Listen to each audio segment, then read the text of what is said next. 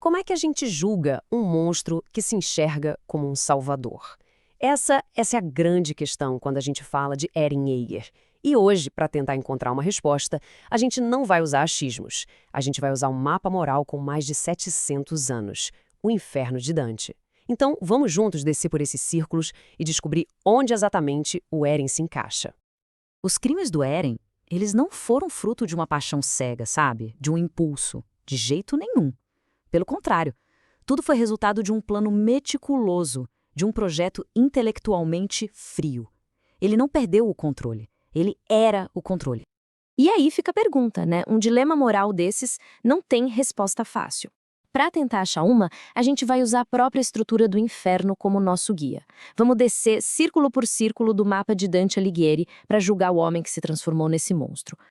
Mas calma. Antes de colocar o Eren em qualquer lugar, a gente precisa entender as regras do jogo. Porque o Inferno de Dante não é só um lugar de caos e fogo. É um sistema de justiça divina, com dois princípios que a gente precisa conhecer. O primeiro princípio é o contrapasso.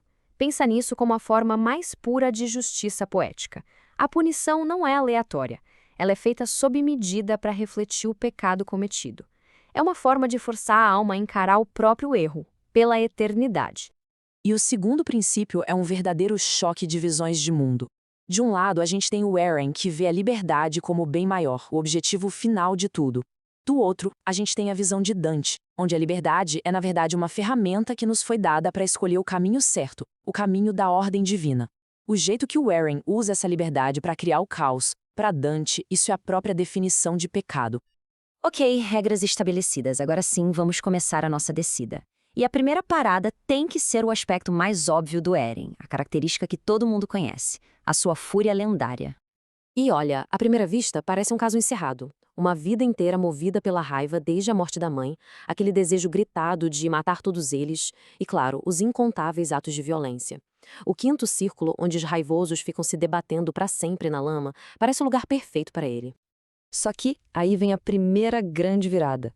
Para Dante, pecar no calor da paixão, da raiva, é uma coisa. Usar a inteligência, o intelecto, para planejar o mal, isso é infinitamente pior.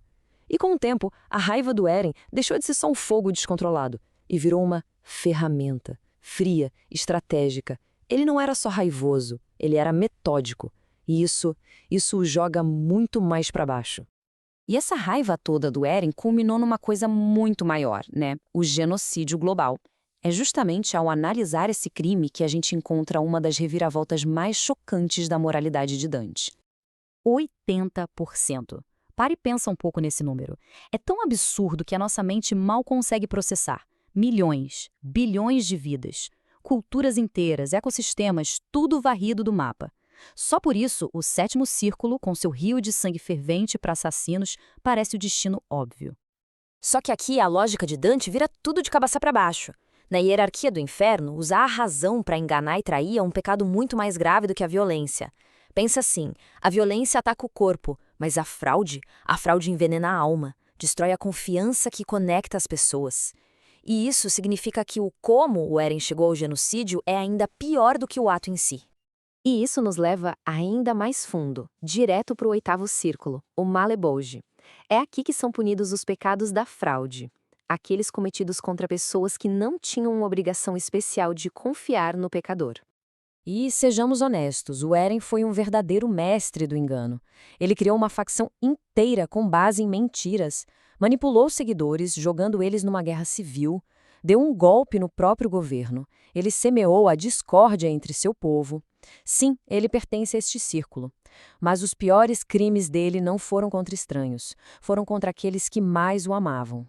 E assim, a gente chega ao fundo do poço, o ponto mais baixo de todo o inferno, o lago congelado de Cócito. Esse lugar não tem fogo, não tem gritos de raiva. Ele é reservado para o pecado mais frio que existe, a traição. A lista de traições do Eren é impressionante. Ele não foi um traidor de um ato só. Ele colecionou traições, uma para cada zona do nono círculo. Ele traiu a própria família, manipulando o pai, e pior, arquitetando a morte da mãe. Ele traiu a sua pátria, condenando a ilha com o golpe. Ele traiu os amigos, Armin e Mikasa, com uma crueldade psicológica inacreditável. E, por fim, Na Judeca, ele cometeu a traição final contra seus benfeitores. Traiu Zike, que lhe deu o poder, e traiu, em última instância, a humanidade inteira. Ok. O lugar dele foi definido. Agora só falta uma coisa: a punição. E, de acordo com as regras do inferno, precisa ser um contrapasso perfeito, uma inversão cruel e irônica de tudo aquilo que ele mais quis na vida. E aqui está ela. O homem que vivia para continuar avançando é condenado à imobilidade eterna, preso no gelo.